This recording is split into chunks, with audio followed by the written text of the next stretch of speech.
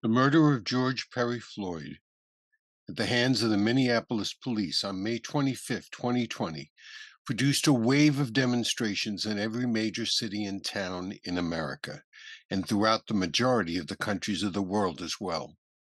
In all of these demonstrations, under the banner of Black Lives Matter, an equal number of white, Asian, Latinx, and Native Americans marched arm in arm and in solidarity with their African American brothers and sisters. Racism was no longer just an African American problem. It had become an American problem. By the beginning of June 2020, I was determined to address the problem of racism in America in the only way I knew how. In his book, Uncomfortable Conversations with a Black Man, Emmanuel Acho, former linebacker for the Philadelphia Eagles, encouraged white people to speak to each other, to have this very important conversation about the treatment of their Black brothers and sisters. If your goal is to fight racism, he said, and to help foster an America that isn't built on white privilege, then you'll have to do your part. After reading his words, I decided to write a book of poetry that would have this conversation, as Emmanuel Acho suggested, to do my part. And so I wrote this conversation.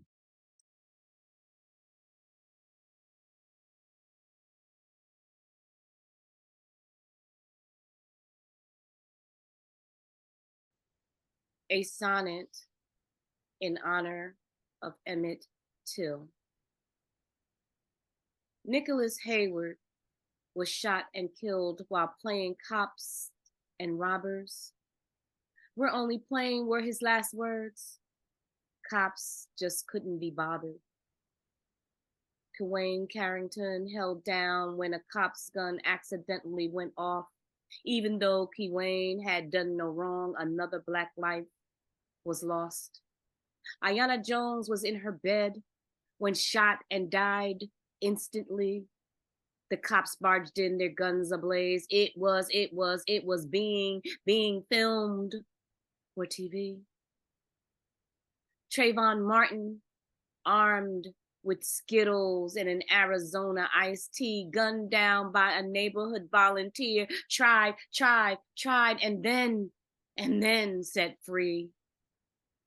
Cameron Tillman played in a house with the owner's permission. It took Cameron 15 minutes to die. He was offered no assistance. Tamir Rice was shot by a cop while playing in Cleveland Park. Tamir had a toy. Then the cop, he didn't care. He fired before the car even stopped. Tyree King was 5 feet tall and weighed less than 100 pounds. Police mistook him for a robber, peppered his body with rounds. Jordan Edwards was leaving a party when he was savagely gunned down. He sat in his car. He was shot in the head. No believable reason was found. Stephon Clark was shot in the dark 6 times in his back alone. Police said he was holding a gun. All they found was his phone. Botham Jean was surprised in his flat by an off-duty cop on the scene. She shot, said it was self-defense. But the flat wasn't hers. It was Jean's. Deonta Farah raised his hands, but the cop shot off half a clip. They said they thought they saw a gun. He had a bag of chips. Elijah McClain was walking home when a cop snuffed his life with a knee. I'm just different. That's all. That's all, he pleaded. I'm just different. His last words were, "Forgive me." Ahmaud Arbery was jogging in a white suburb as 2 men drove up in a car. They shot him 3 times in his hand and chest. He didn't jog very far.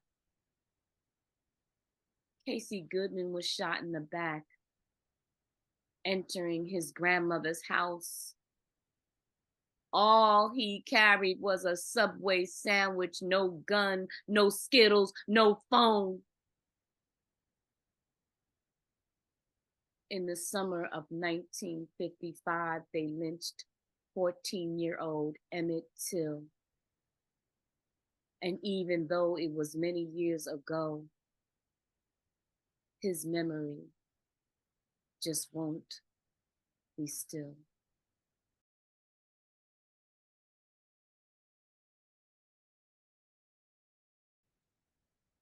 Black Lives Matter.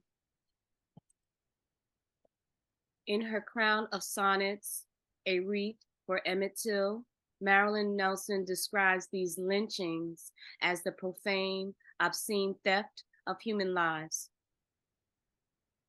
This book of poetry, this conversation, is dedicated to 105 of these lives who were somebody's children.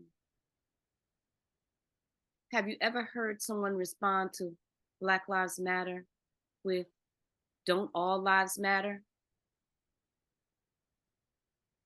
How do you answer that question?